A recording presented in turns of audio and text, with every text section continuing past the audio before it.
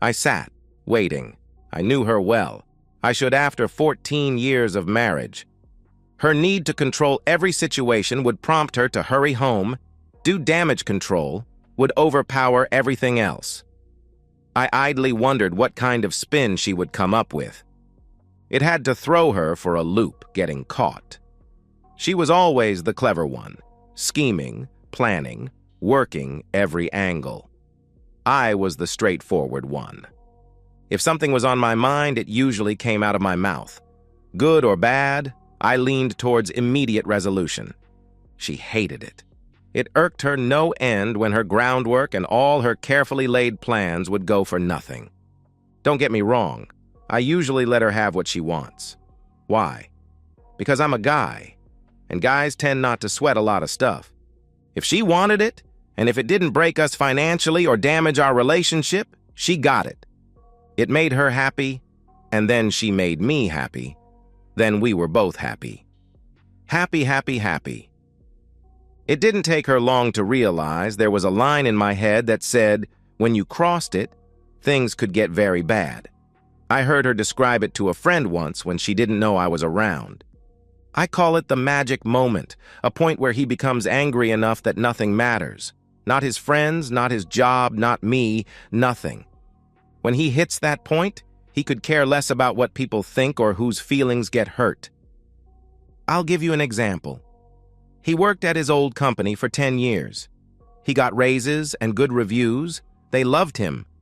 Then management changed. They brought in an expert. After 2 weeks, the expert gave a suggestion they embraced. Everyone's job got realigned. Bob really didn't care. He had been there so long, he knew just about everything. Then came the kicker. The expert pointed out that the employees were being paid about 25% more than companies with corresponding positions in the area, so they were being cut to achieve parity. They told him his cut came to just under $5,000 a year. He laughed at them. "Let me get this clear," he said. "You want to cut all our pay because that would bring us down to the local average, right? What kind of effort do you expect from us afterward? The same or 25% less? One of the reasons this company is so successful is because it pays top dollar for the best. You don't just walk in here and fill out an application and start work. I had to go through 4 interviews, a physical and psychological testing before I was hired. You have a very stringent attendance policy and hardcore safety procedures. Now, why should anyone go through that to get hired if you're not paying any more than the place down the street, where you don't have to work nearly as hard and get the same pay? In time, you won't have parity. You'll have mediocrity. Your old workers will quit for better jobs or easier working conditions. Production will suffer, accidents will happen, morale will be shot." He paused for a breath. There were 4 people from corporate and the efficiency expert in the meeting. They were all bright red. "The decision stands," said one of the corporate goons. "It will take effect in 3 months." He smiled. "All right. That should be more than enough time to find another job. Consider this my notice. The day before the cuts become effective will be my last day." There was a general uproar. The plant manager assured corporate he wouldn't quit. He was just venting. Imagine their surprise when he walked out the door 3 months later. They tried to get him to come back, blustering they would report to any prospective employers he had walked out and abandoned his job. "Already got a job," was his reply. 9 months later, most of the old employees had left, many coming to work for his new firm. They flew 2 corporate officers down to try and persuade him to return, offering him a nice raise. He laughed, wished them success, and left the restaurant. Once he makes a decision, no one in the world can change his mind. And while it may seem like a snap decision at the time, he's usually thought about it long and hard. And it doesn't matter about the financial cost at all. Not to him. I can live without money, but not without my self-respect. I've heard that a dozen times. I thought back through the years, trying to pinpoint exactly when she thought it would be acceptable to have intimacy with another man. She'd tried to get me to accept a lot over the years. Going to Cancun for 2 weeks with her friends, a couple who were borderline sluts, one that was married. She had worked up a pretty good presentation. It would be good to have a break from each other. It would make us stronger. I told her the idea sucked. The thought of her in a foreign country, on a beach with a lot of alcohol in the company of a group of women I considered little more than seeking missiles, was not really a good idea. But it's your life, so do whatever you're of a mind to do. Just be aware of the cost. She had learned over the years that was one of my key phrases. It meant I knew she was wrong or it was a really bad idea, but I was tired of discussing it, and if she went ahead, she was going to have to deal with the consequences. Just one more thing. I'll need my rings back. If you're going to spread for strangers, you'll do it without them on. She blew up and started to argue. I just sat until she ran out of steam. I thought of a few more things while you were talking. You won't have time to rent an apartment while on vacation, so do you want me to put your things in storage or take them to your mother's house? She sulked, she screamed, and she refused to cancel the plans. 3 days before she was to get on the plane, she came home to an empty house and a note. Thought it over, decided I didn't want to live here. Now you can go with a clear conscience, not worrying about betraying anyone. Have a nice trip. Oh, and keep the rings. They hold no value for me anymore.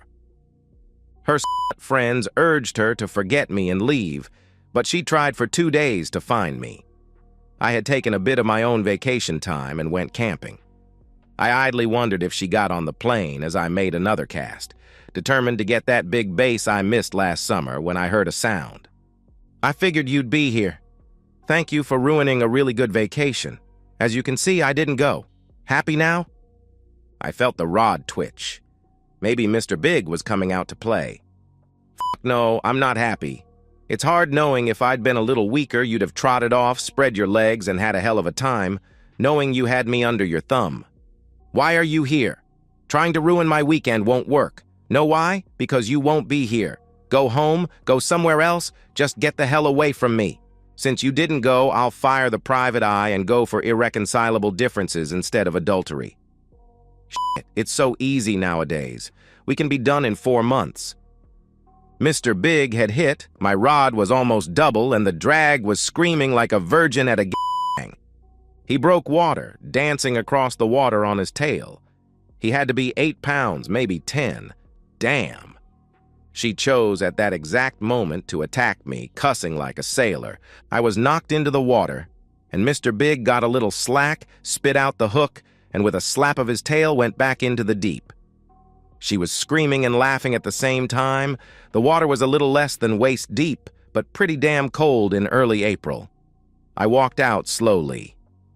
Now, maybe you'll talk to me. I don't want a damn divorce. You better listen. That was all she got out before I shoved her into the lake.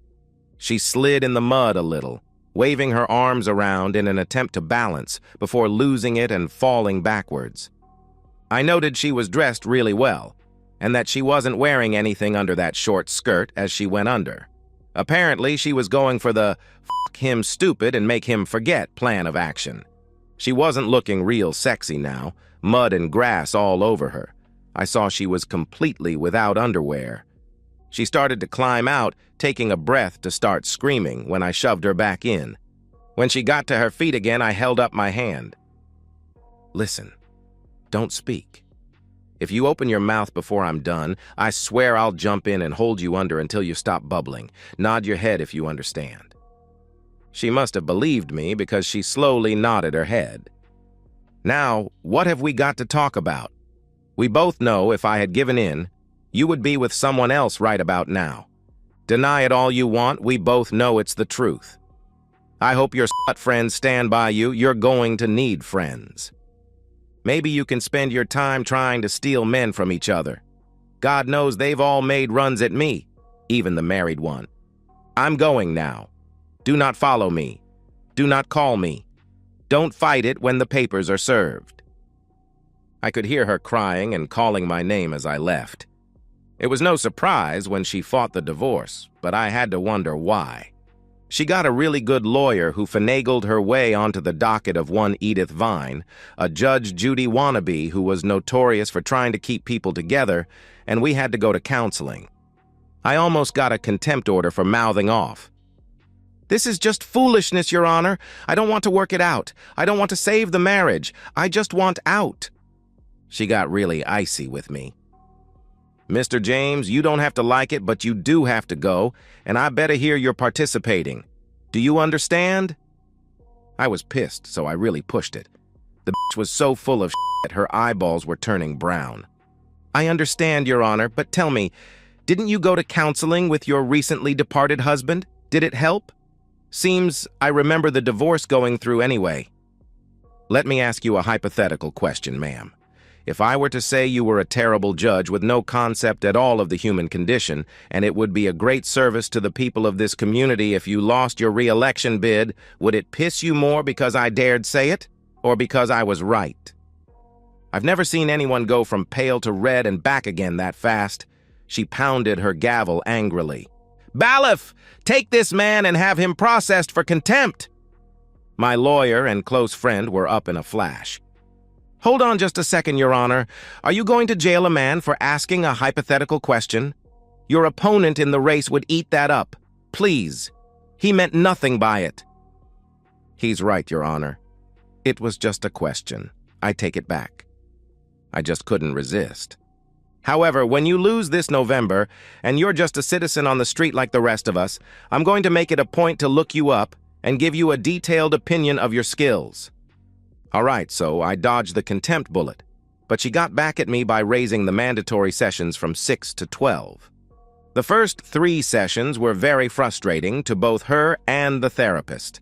I loved to read, and instead of answering in real words, used quotes from books and poems. Shakespeare was a goldmine, with lots of cheating women in his work.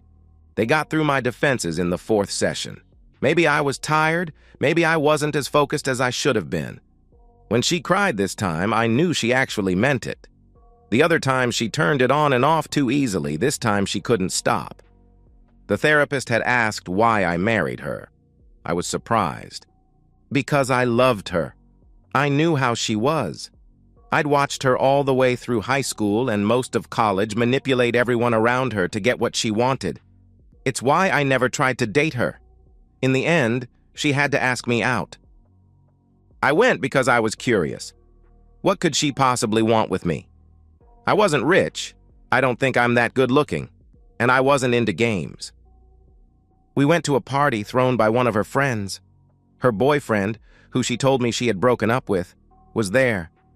She tried to use me to prove she could get anyone she wanted, so he had better fall in line. Took me about 3 minutes to figure it out. After that, I decided to have a little fun. I pretty much ignored her the rest of the evening, danced with her friends, flirted, did a little groping all where she could see me. She was furious. She finally got me outside and lit into me. What the hell are you doing? You're supposed to be with me, the one you brought, remember? Behave! It shocked her when I laughed. What the hell do you think I'm doing? I'm obviously the goat here to beard your boyfriend who you forgot to tell me you were still involved with. I figured since you were a lost cause, I'd do a little trolling. You need to find a new set of friends. Loyalty must be missing from their dictionary. I've already got 3 numbers, and Sue pretty much told me that after I took you home tonight, I should come back for a little after party. Apparently, no one had ever talked to her like that before. She started crying. Until recently, I could never resist a crying woman. I told her I'd make a deal. She acted like she was actually my date tonight, and I'd act like I was hers. We went back in, and she clung to my arm the rest of the night. We ignored everyone else and danced only with each other. After a while, we actually relaxed and had a good time. I think she was really surprised when I left her at her door with just a small kiss. I had no intention of ever dating her again, but she viewed me as a challenge. Slowly, she wormed her way into my heart. I told her early on I wasn't into her games. We broke up a couple of times before she got the message. To wrap it all up, we married. I had the mumps as a child. It was possible I could father a child, but not probable. When we found out, I offered to let her out of the marriage. She chewed me out.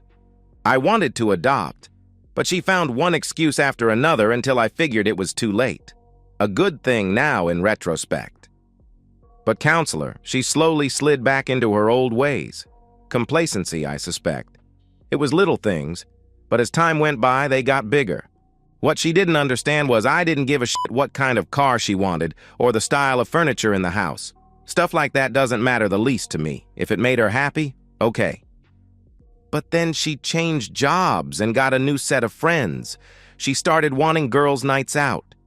Again, I trusted her, so it didn't matter. She started coming home later. And later, then one night she came in at 2, hair mussed, clothes wrinkled, lipstick smeared. That was the beginning of the end. She knew she had screwed up badly. She apologized, saying she was drunk, and it never went beyond kissing. I left her for 2 weeks. She begged, cried, and swore she would get counseling. I got weak. I did still love the stupid bitch, still can't tell you why. Things got better. She realized she had control issues and really worked on them. Changed jobs again. To get away from the sluts, she said. Jumped from the frying pan into the fire, in my opinion. If the last bunch were sluts, this group were screaming whores. Slowly, she fell in with them. Girls' night out started up again. Then the Cancun thing came up. I looked up the resort. It catered to singles and people with alternative lifestyles. I knew without a doubt if she'd come back a slut who broke her vows. And it burned up all her vacation time, ruining the plans we'd already made. I tried to talk to her. She used platitudes and bullshit that came straight out of the cheater's handbook. I reached my limit and gave her my ultimatum. Stay with me and try to work on our marriage. Go and come back to the divorce dance. She refused to cancel, so I packed up and left before she did. She must have gotten a case of the smarts because she never got on the plane. It was too late by then. I started the proceedings, and here we are. Yes, she's sorry. Yes, she'll go into counseling. But will it be enough? Did she learn anything? Can she change? My question is, do I want to hang around long enough to see? In the end, I took her back, hoping for the best. Why? Because deep down, I really did love her. But I made her pay. I kept her on a tight lease, and I made her sign a postnupt. Irreconcilable differences, and it was 50-50. Adultery, and the offending party left with the clothes on their back. It killed her to sign that. She loved the house and all her toys, but she knew it was her only chance. We were good for a couple more years. Then she started changing.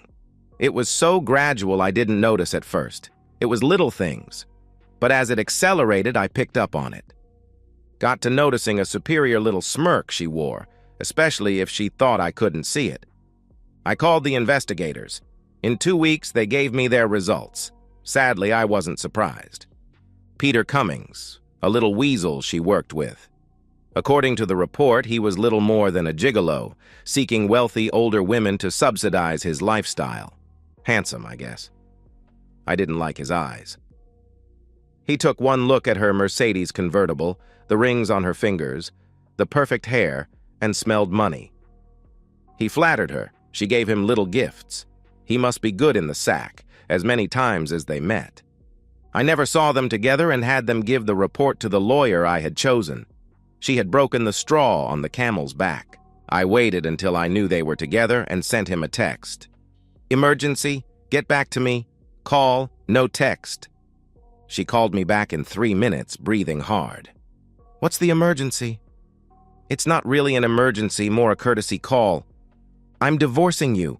Have Peter follow you back. You can drop off your car and he can help you pack your clothes. Leave your jewelry on the vanity, along with your house and car keys. There was dead silence for a few seconds until she recovered. What in the world are you talking about? I'm talking about the postnupt you signed. Remember? The paper you signed to prove how baseless my lack of faith in you was? I'm talking about the fact that you've been intimating with that slimeball for at least 3 months. I'm talking about the fact that you're in room 334 of the Seasons, buck naked, except for that garter belt. What color is that, lavender or purple? The resolution on the live feed is kind of murky sometimes. This is where I'm supposed to call you a but I can't because you're paying for it with those little gifts and loans. What's a female version of a John? A Jill? I could see her looking around, wildly, trying to see the cameras. Stop looking. You'll never be able to find them. And tell Peter that the leather thong he had on looks absolutely ridiculous on a man his age and body shape. There's a site on the web called Funny Farm that features stupid pictures. Tell him I posted him about 20 minutes ago. I just made famous. He doesn't have to thank me. I have to go now. The locksmith should be here any minute. Wait, I'll be right there. Please, I can explain the whole thing. Curiosity got the best of me, so I grabbed a glass of my favorite wine and waited. I heard her pull up, the rapid clatter of her heels on the walk as she rushed in. She looked around wildly until she saw me in the den. I had lit the fireplace. I found a fire soothing. She approached me slowly, and I stood. "Sit," I commanded, pointing at the wingback I had placed across from the couch. She drew a breath to complain about my tone, thought better of it, and sat. "Wine?" I said as I poured myself another. She nodded, wisely remaining silent. I poured a glass, handed it to her, and sat back down.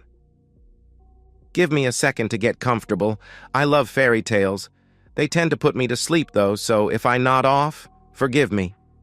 She quivered a sharp retort on her lips before reason kicked in. "Honey, you know I love you, right?" She paused for my response. When I said nothing, she continued. "I'm sorry. Peter was a mistake, but we're done. I told him so when I left." "I'm sorry. Maybe you'll do better with your next one," I replied. Her temper surfaced.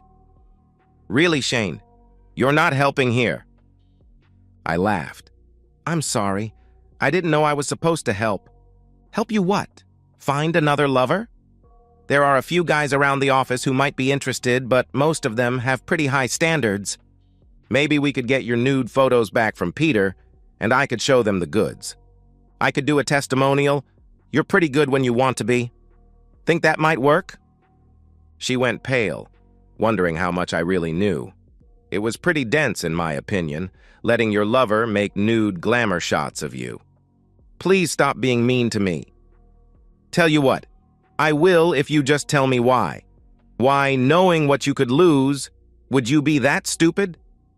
"I don't know why, exactly. Let me try to give you an example. You know that pair of Nike running shoes I've had for years? They're past their prime and pretty much worn out, but they feel so good on my feet I can't stand the thought of giving them up. That's what my love for you is like. Solid, comfortable. I'll never give you up." Then you see a pair of red 4-inch heels in a shop window. You know they're not practical, they'll probably hurt your feet if you wear them too long, but you know you'll look and feel sexy in them for a little while. Those shoes were Peter, fun for a while, but I couldn't wear them every day. Do you understand, honey? It was just a fling, tottering on those heels for a little bit, knowing you could go home and slip into something that made you feel good. Do you understand? I stood. I think I do. Thank you for explaining it to me. I walked to the hall closet and got my jacket. She followed me. Then you understand? You're not throwing me out tonight? No. My lawyer says I can't make you leave until the papers are served, and even then I'm expected to give you a reasonable time to remove your things. He suggested 2 weeks, so you're probably good for 2.5, maybe 3 weeks. Can't sleep with me, though. I'll be a gentleman and move into the spare bedroom. I know how much you enjoy that custom shower you had me install. Her mouth was hanging open. I continued. Tell you what, if you don't make a fuss, I'll help you find a nice apartment, make the deposits, turn everything on, and pay the bills for 3 months. You make decent money, but you've never really had to pay bills, so I'll help you make a budget. You probably won't have anything left over for spa visits, expensive lunches, or shopping sprees. But if you brown bag a couple of days a week, you can afford a night out every 2 weeks or so. I'll even find you a decent used car, but you'll be responsible for the insurance. Take it or not, it's up to you. But in any case, you're gone. I reached into the hall closet and pulled out my favorite black felt fedora. It was vintage, straight out of the 60s. I had a great uncle who never left the house without one, and when he passed, he left all his hats, 31, all in great condition and stored in the original box, to me. They fit me perfectly. I got them at a time when they were just coming back into style. I thought I looked good in them. So did a lot of ladies at my office. My darling wife said I looked silly in them. I set the angle just right and opened the door. She was still trying to process what I'd said. "We need to keep talking. Try to work this out." "It's 10. Where in the world are you going?" I eased her hand off my arm. "Shoe shopping. I think I'll look at something young and athletic. Or maybe I'll go for the class of Italian leather. If I can afford it, maybe I'll get both. Don't wait up." I laughed as I drove away, knowing she would be hitting speed dial. It would ring. She should hear it clearly, lying there on the kitchen counter. In the end, I got both in one package. She would leave me in the dust when we ran 5Ks and dance me into a quivering mass in her 6-inch heels. 2 years older, looking 10 years younger, she was smart, sexy, a plain-spoken, non-game-playing goddess. I worshipped the ground she walked on. She bought me hats on my birthday and anniversaries. I have over 50 now. Gwen tried to fight it, but when her lawyer looked at the prenup, he urged her strongly to take my offer. I didn't want her Mercedes, so I sold it, took half the money, and bought her a 4-year-old small Chevy. She actually thanked me. She married a couple of years later, and as far as I know, we don't travel in the same social circles anymore. They seem happy. I know she was in therapy for quite a while. A funny story. I actually went to court when my divorce was finalized, even though my lawyer said it wasn't necessary. Ran into the judge who handled my first attempt and ordered us into counseling. She was just an ordinary citizen now, having lost by a landslide. She was there for her second divorce. I almost got cited for contempt because I couldn't stop laughing. And that's the end of today's story. If you enjoyed it, please give this video a thumbs up and drop a comment below.